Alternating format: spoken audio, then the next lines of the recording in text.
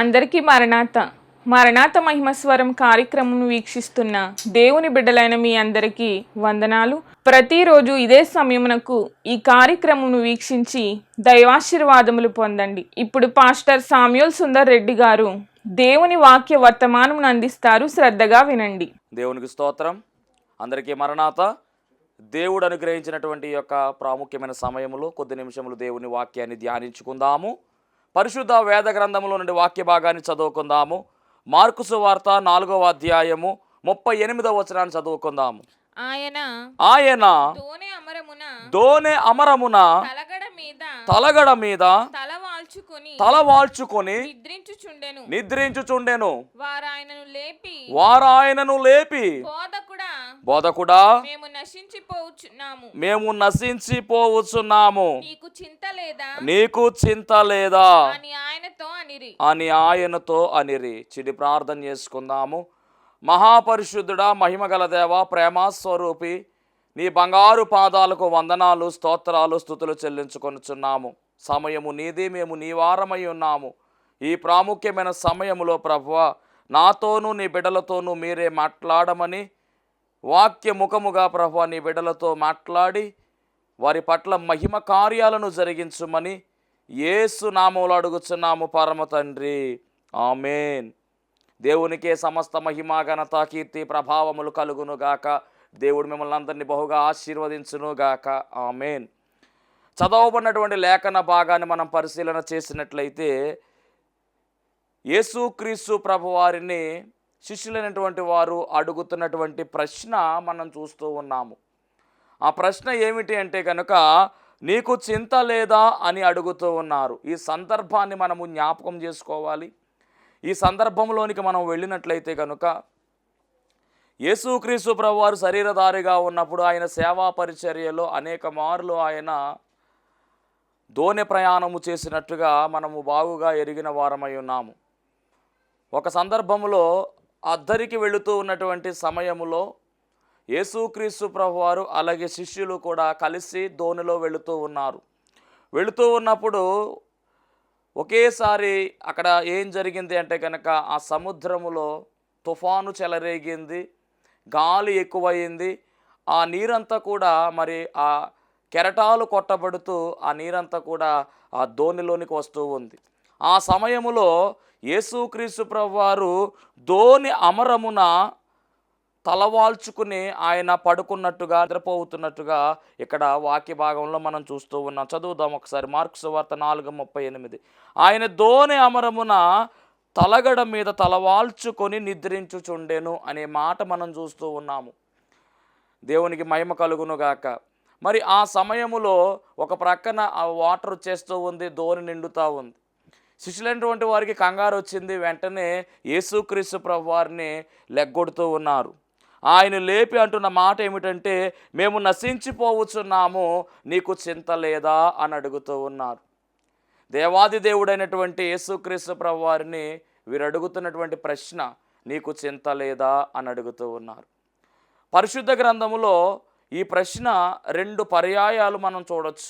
2 సందర్భాల్లో మరి ఈ ప్రశ్నను మనం చూస్తూ ఉన్నాం. ఇక్కడ మొట్టమొదటిగా మరి శిష్యులైనటువంటి వారు అడుగుతూ ఉన్నటువంటి ప్రశ్న, నీకు చింత లేదా అని ఆయన అడుగుతూ ఉన్నారు. మరొక సందర్భం ఉంది బైబిల్ గ్రంథములో. అది లూకాసు వార్త 10వ అధ్యాయము 40వ వచనం. అది కూడా గమనిద్దాం ఒకసారి. లూకాసు వార్త 10వ అధ్యాయము 40వ వచనం చదువుదాం. మార్త విస్తారమైన పని పెట్టుకున్నట చేత తొందరపడి ఆయన యొద్దకు వచ్చి ప్రభువా, నేను ఒంటరిగా పని చేయుట నా సహోదరి నన్ను విడిచిపెట్టినందున నీకు చింత లేదా? నేను ఒంటరిగా పని చేస్తున్నాను కదా, నా సహోదరి నన్ను విడిచిపెట్టింది కదా, అందుకు నీకు చింత లేదా అని ఈ సందర్భంలో మార్త అడుగుతూ ఉంది. గతంలో మనం మాట్లాడుకుని ఉన్నాం మరియా, మార్త, లాజరు గురించి. ఆ మార్త బేతనియా అనేటటువంటి ప్రాంతానికి చెందిన మార్త అంటున్న మాట ఏమిటంటే, యేసయ్యా నీకు చింత లేదా అని అడుగుతూ ఉంది. ఇక్కడ శిష్యులు అడుగుతున్న మాట ఏమిటంటే, యేసయ్యా నీకు చింత లేదా అని అడుగుతూ ఉన్నారు. సందర్భాలు వేరు, మనుష్యులు వేరు, కానీ అడిగే ప్రశ్న ఒక్కటే, అడగబడుతున్నటువంటి వ్యక్తి కూడా లేదా దేవాది దేవుడు కూడా ఆయనే ఒక్కడై ఉన్నాడు. దేవుని మహిమ కలుగును గాక. మొత్తం మీద శిష్యులు అడుగుతున్నటువంటి ప్రశ్న, అలాగే మార్త అడుగుతున్న ప్రశ్న ఏమిటంటే, నీకు చింత లేదా అని అడుగుతూ ఉన్నారు. గమనించవలసినటువంటి మాట ఏమిటి అంటే కనుక, ఈ శిష్యులు అడుగుతున్నటువంటి ఈ మాట ఏదైతే ఉందో అది మార్కు సువార్తలోను, మత్తయి సువార్తలో, లూకా సువార్తలో కూడా ఈ సందర్భాన్ని మనం గమనించవచ్చు. బోధకుడా మేము నశించిపోవచ్చున్నాము అని మార్కు సువార్తలో, ప్రభువా మేము నశించిపోవచ్చున్నాము నీకు చింత లేదా అని మరి మత్తయి సువార్తలో వారు అంటున్నట్టుగా మనము చూస్తూ ఉన్నాం. దేవునికి మహిమ కలుగునుగాక. ఏదేమైనప్పటికీ ప్రాణ భయముతో వారి మాట అంటూ ఉన్నారు. ఎందుకు అంటే కనుక ఆ వాటర్ వచ్చి ఒకవేళ ధోని మునిగిపోతుందేమో అనే భయము వారిలోనికి వచ్చేసింది. అంటే మరణ భయము అనే దాన్ని వారు గుర్తించి దానికి కారణంగా యేసుక్రీస్తు ప్రభువారిని అడుగుతున్న మాట, అయ్యా నీకు చింత లేదా మా గురించి, మేము నశించిపోతున్నామని చెప్పేసి అంటూ ఉన్నారు. అదే ధోనిలో యేసుక్రీస్తు ప్రభువారు అమరం దగ్గర ఉన్నారు. ఒకవేళ ధోని మునిగినట్లయితే ముందు అమరం మునిగిపోతుంది, అక్కడికే నీళ్ళు వస్తాయి కదా. ఇలా గమనించుకోలేదు, గ్రహించుకోలేదు. మొత్తానికి చింత లేదా అనేటటువంటి ప్రశ్నను వారు అడుగుతూ ఉన్నారు ప్రాణ భయముతో. అలాగే ఇక్కడ మరి మార్త అనేటటువంటి ఈ కుమార్తె ఏం చేస్తుంది అంటే కనుక విస్తారమైన పని పెట్టేసుకుని పని భారముతో ఈమె అంటున్న మాట ఏమిటంటే, నీకు చింత లేదా. పని భారంతో తొందరపడి ఆవేశములో అంటున్న మాట, నీకు చింత లేదా అని ఆయన్ని ప్రశ్నిస్తూ ఉంది. దేవునికి మహిమ కలుగునుగాక. ఒకరేమో ప్రాణభయముతో ఈ ప్రశ్న వేస్తూ ఉంటే, ఈమెమో పనిభారం ఎక్కువైపోయి పనిభారముతో ఈ ప్రశ్నను వేస్తున్నట్టుగా మనం చూస్తూ ఉన్నాము. దేవునికి మహిమ కలుగునుగాక. మరి చింత లేదా అనేటటువంటి ఈ ప్రశ్న వచ్చింది అంటే కనుక వారు చింతిస్తున్నారు కాబట్టి ఈ ప్రశ్న వచ్చింది. ఈ సందర్భంలో వీళ్ళు ప్రశ్న వేస్తున్నట్టుగా మనం చూస్తూ ఉన్నాం. వాక్యం వింటున్నటువంటి దైవ జనాంగమా, మీరు ఎన్నిసార్లు ప్రభువును ప్రశ్నించారో గమనించండి, ఒకసారి జ్ఞాపకం చేసుకోండి. ప్రభువా ఇంత ప్రార్థన చేస్తున్నాను కదా, ఏమైపోతుంది నా ప్రార్థన ఆలకిస్తున్నావా, అసలు నా ప్రార్థన వింటున్నావా అంటూ ఇదిగో వాక్యం వింటున్నటువంటి ఓ ప్రియమైనటువంటి దేవుని బిడ్డలారా గమనించండి, ఎన్నోసార్లు ఈ విధమైనటువంటి ప్రశ్నలు మనలోకి వచ్చుంటాయి. ప్రభువును కూడా మనం అడిగినటువంటి వారమై ఉన్నాము. చింత లేదా, మమ్మల్ని పట్టించుకుంటలేదు ఏంటి అనేటటువంటి ఆలోచన, నేను చేస్తున్న ప్రార్థన ఏమైపోతుంది అనేటటువంటి ఆలోచన చాలా మందిలో వస్తూ ఉంది. కానీ గమనించాలి, యేసుక్రీస్తు ప్రభువు వారు మరి మన ప్రార్థనలన్నీ కూడా ఆలకిస్తూ ఉన్నాడు. తండ్రి దేవుడు మన ప్రార్థనలు వినేటటువంటి దేవుడై ఉన్నాడు. విననేరక ఉండినట్లు ఆయన చెవులు మందము కాలేదు, ఆశీర్వదించే దేవుడై ఉన్నాడు. కాబట్టి మనలోనికి చింత అనేటటువంటి భావన గనక కలిగినట్లయితే అప్పుడు ఇలాంటి ప్రశ్నే బయటకు వస్తుంది. చింత లేదా మా కొరకు నీకు అనేటటువంటి ప్రశ్న మరి వాళ్ళకు వచ్చింది. అలాగే మనలోనికి కూడా చింత వస్తే ఖచ్చితంగా మనం కూడా ఇదే ప్రశ్నను అడిగే వారమై ఉన్నామనే విషయాన్ని ప్రభు పేరు మీకు తెలియజేస్తూ ఉన్నాను. అందుకని దేవుడు ఇవన్నీ కూడా ముందుగానే గ్రహించినటువంటి దేవుడు గనుక ఆయన సువార్త పరిచర్య ప్రారంభములోనే కొండ మీద ప్రసంగంలో చక్కగా ఆయన చింత గురించినటువంటి మాటలన్నీ కూడా ముందుగానే ఆయన చెప్పడం జరిగింది. అసలు దేని గురించి కూడా మానవుడు చింతించకూడదని చెప్పి ఆయన స్పష్టంగా చెప్పేస్తూ ఉన్నాడు. చదువుదాం ఒకసారి. మత్తయి సువార్త 6వ అధ్యాయము 25వ వచనం చదువుకుందాం. మత్తయి సువార్త 6వ అధ్యాయం 25వ వచనం. అందువలన నేను మీతో చెప్పునదేమనగా, ఏమి తిందుమో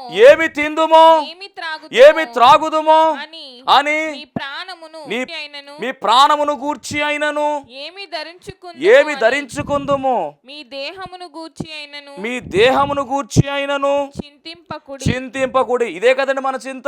ఏమి తినాలి, రేపు ఏం తినాలి, రేపు ఏం కట్టుకోవాలి, రేపు రోజు ఎలా జరుగుతుంది ఏంటి అని టెన్షన్ పడిపోతూ ఉంటాము, చింతిస్తూ ఉంటాము. ఇదే కదా మన చింత. కానీ దేవుడు అంటున్నాడు కదా, అటువంటి వాటి కొరకు మీరు చింతించొద్దు.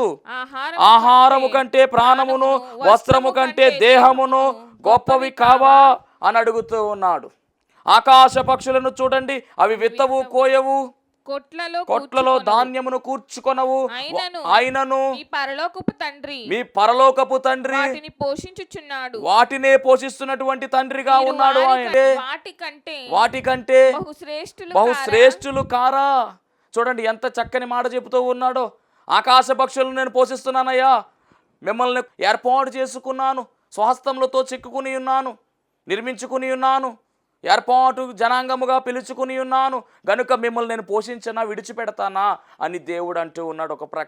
ఒక ప్రక్కన రేపు ఏం తినాలా, రేపు ఏం తాగాల, రేపు ఎలా జరుగుతుంది అని మనము చింతిస్తూ ఉన్నాం.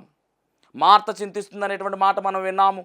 అలాగే శిష్యులైనటువంటి వారు కూడా చింతించి వాళ్ళ ప్రశ్న అడిగారు. ఈరోజు ఈ వాక్యం వింటున్నటువంటి నీవు చింతించట్లేదా సహోదరి?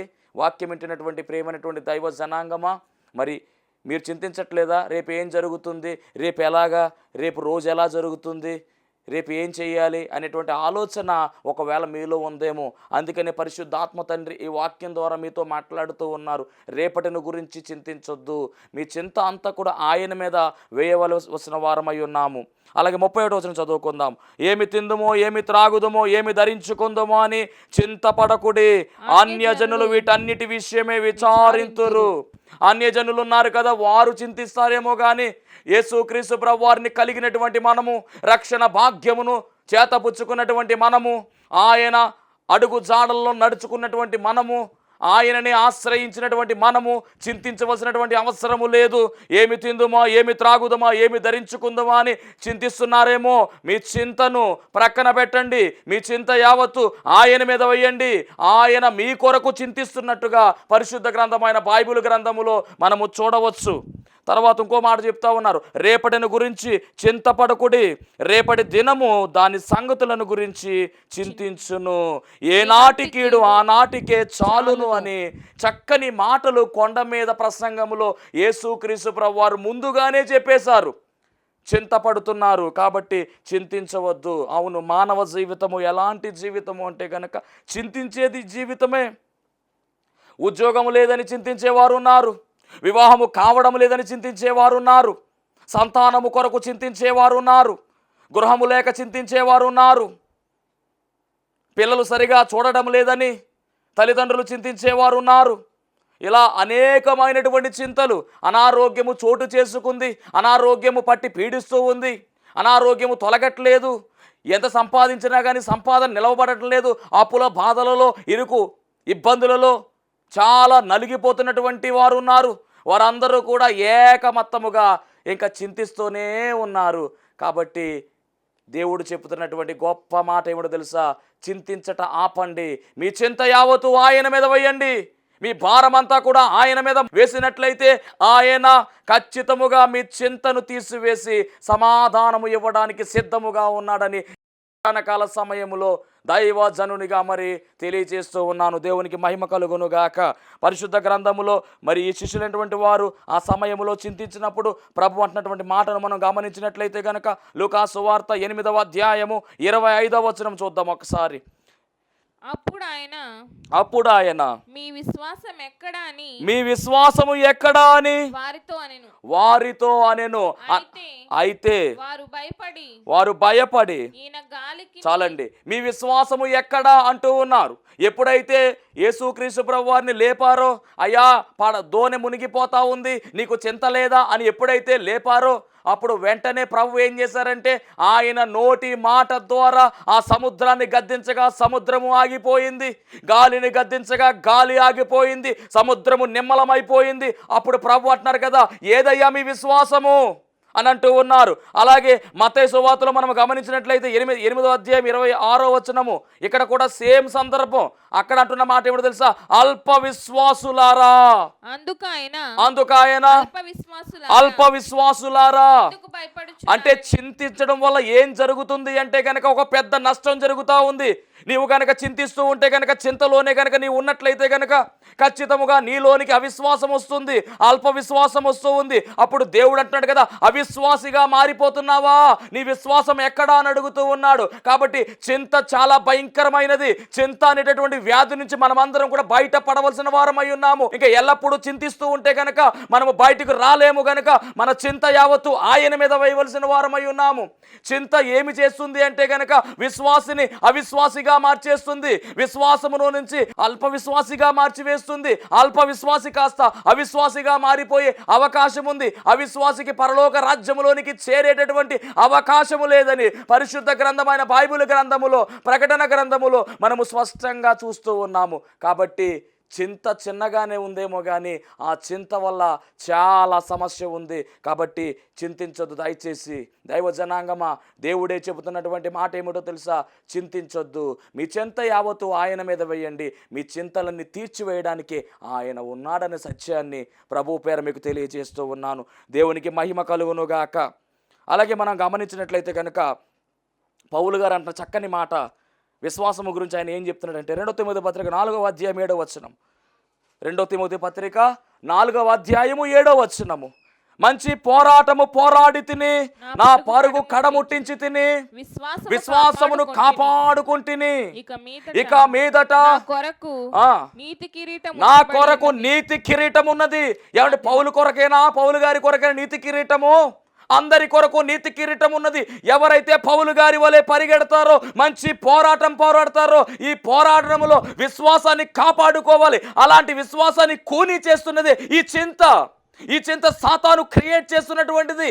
ఈ చింత వల్ల మీలోనికి అవిశ్వాసం వస్తూ ఉంది. కానీ మనము కలిగి ఉండవలసినది విశ్వాసము కలిగి ఉండాలి. మంచి పోరాటం పోరాడాలి.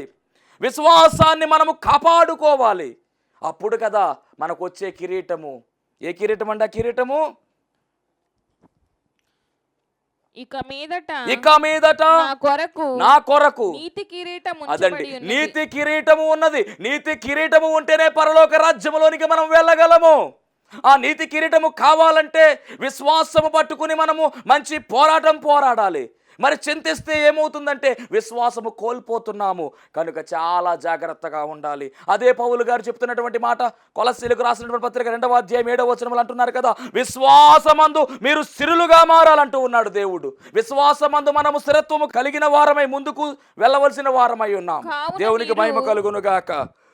కావున మీరు ప్రభువైన క్రీస్తు యేసును అంగీకరించిన విధముగా ఆయన యందు వేరు పారిన వారై ఇంటివలే కట్టబడుచు మీరు నేర్చుకున్న ప్రకారముగా విశ్వాసమందు, అదిగోండి, విశ్వాసమందు స్థిరపరచబడుచు. చాలండి, విశ్వాసమందు మనము స్థిరత్వము కలిగి ఉండవలసిన వారమై ఉన్నాము. ఆ విశ్వాసం అనే పునాదిని పడగొట్టేసేదే ఈ చింత. ఇంకెందుకు చింతిస్తున్నావు? వాక్యం వింటున్నటువంటి దైవ జనాంగమా, దేవుడు మీతోనే మాట్లాడుతూ ఉన్నాడు. ఒకవేళ చింత అనేటటువంటి వ్యాధిని సోకిందేమో నీకు, కాబట్టి ఆ చింత అనేటువంటి వ్యాధిని పక్కన పెట్టు. నీ చింతలన్నీ తీయడానికే కదా ఆయన ఉన్నది. ఎందుకు చింతిస్తావు? రేపటి దినం గురించి ఎందుకు చింతిస్తావు? ఈ రాత్రే ప్రాణం అడిగితే ఏమైపోతుంది పరిస్థితి? రేపేమి తిందామా, రేపేమి త్రాగుదామా, రేపేమి కట్టుకుందామా, రేపేమిటి అని చెప్పేసి చింతిస్తున్నామేమో. ఒకవేళ నీ చింత అంతా కూడా ఆయన మీద వేసేయి, నీ భారం అంతా కూడా ఆయన మీద వేసేయి. చింత వల్ల విశ్వాసము కోల్పోయి అవిశ్వాసిగా మారిపోయే అవకాశం ఉంది. కాబట్టి ఇది భయంకరమైనటువంటి జబ్బు ఇది. కాబట్టి చింతించొద్దు.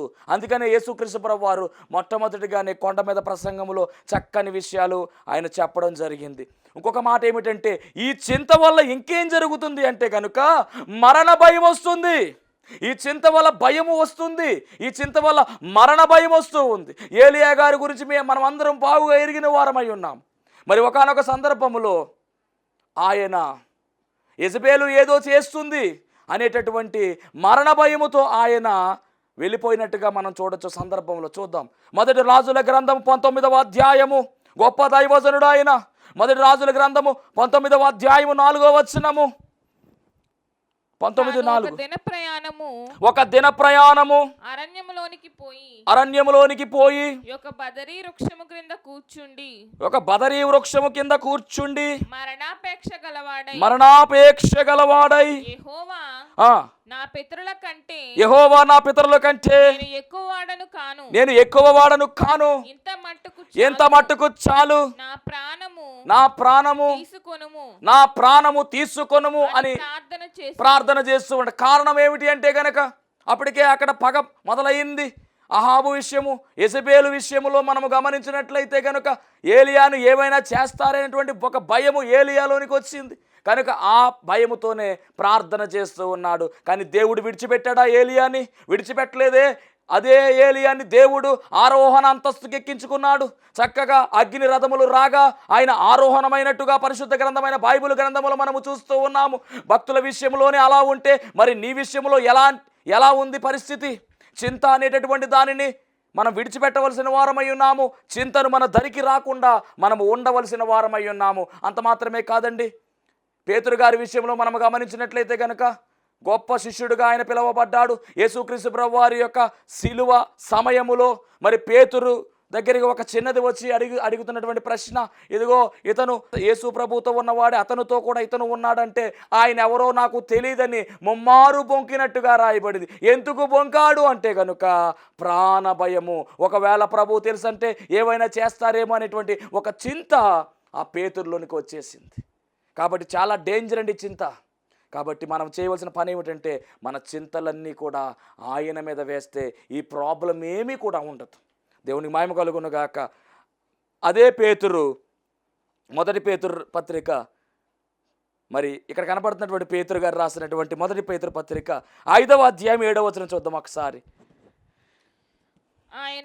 ఆయన మిమ్మును గూర్చించుచున్నాడు గనుక మీ చింత యావత్తు ఆయన మీద వేయుడి.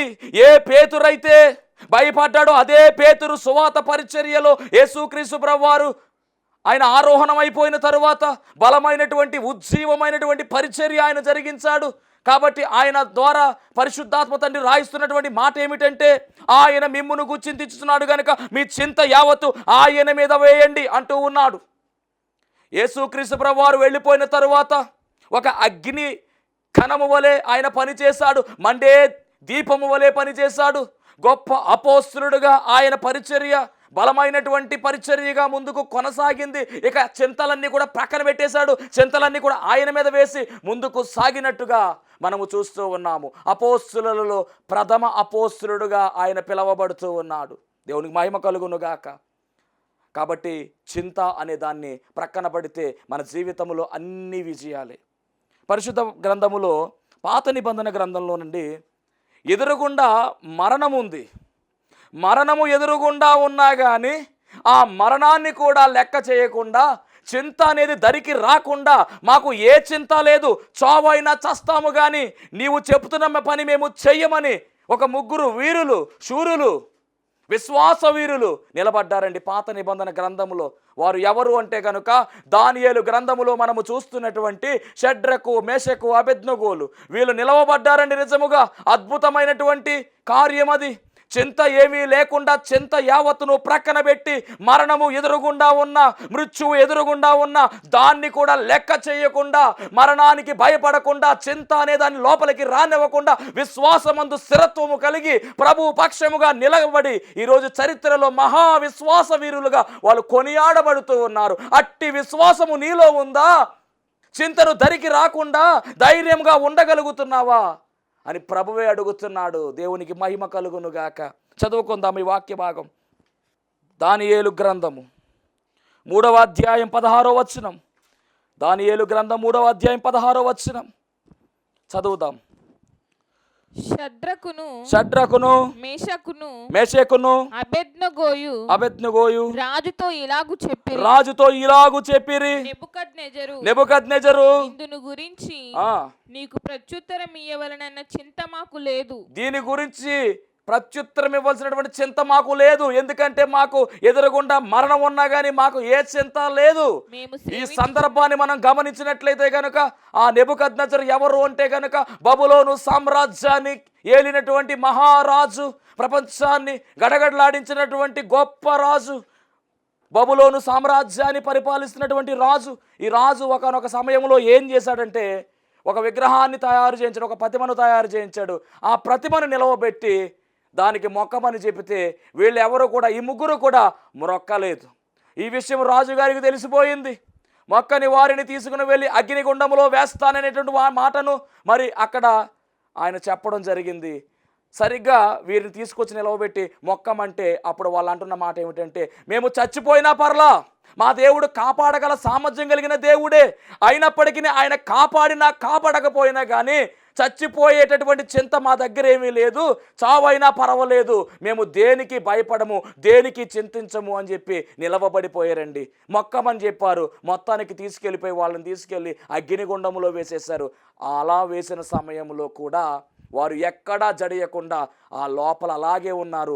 ఈలోపు దేవాది దేవుడే వారి మధ్యలోనికి దిగి ముగ్గురిని వేస్తే 4 వ్యక్తులు బయటికి కనబడుతున్నారంట.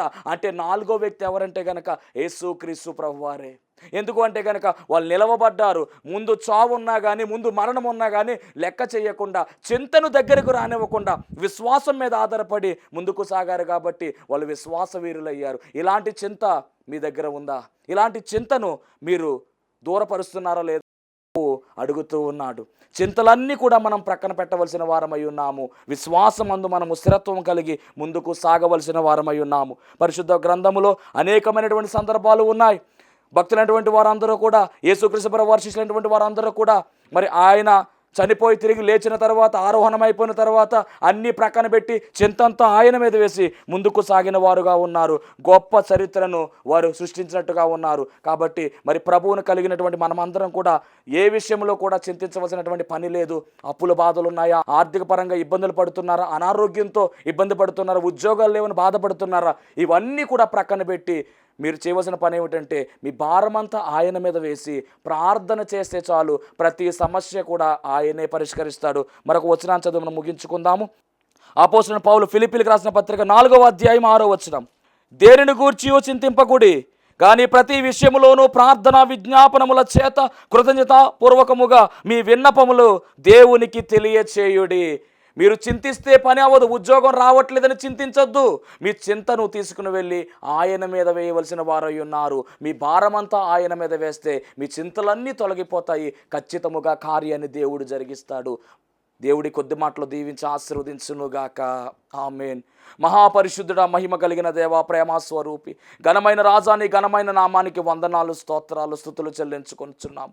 చింతన గురించినటువంటి మాటలను ప్రభువా నాయన మీరు మాకు బయలుపరిచి ఉన్నారు. దేవా నీకు వందనాలు. అవును, నీవు మాకు ఉండగా, మా పక్షముగా ఉండగా తండ్రి మేము చింతించవలసిన పనే లేదు. ఎందుకంటే మా చింత యావత్తును తీసివేసి గొప్ప విజయాలు ఇచ్చేవాడు నీవే కనుక ఇదిగో నాయన నీ బిడ్డలు ఈ ప్రార్థనలో ఏకీభవిస్తున్నారు ప్రభువా.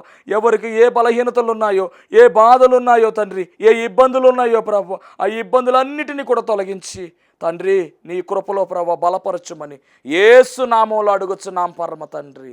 ఆమేన్. అందరికీ మరణాత.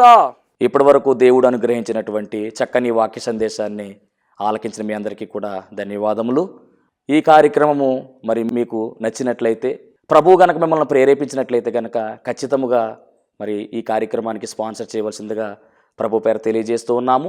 ఎవరికైనా కనుక ప్రార్థన అవసరతలు ఉన్నట్లయితే మరి స్క్రీన్ మీద చూపిస్తున్నటువంటి నెంబర్కి ఫోన్ చేయండి. ఖచ్చితంగా మీ అందరి కొరకు అనుదినము ప్రార్థించడానికి మేము సిద్ధముగా ఉన్నాము. దేవుడు మిమ్మును మీ కుటుంబాలను బహుగా ఆశీర్వదించును గాక.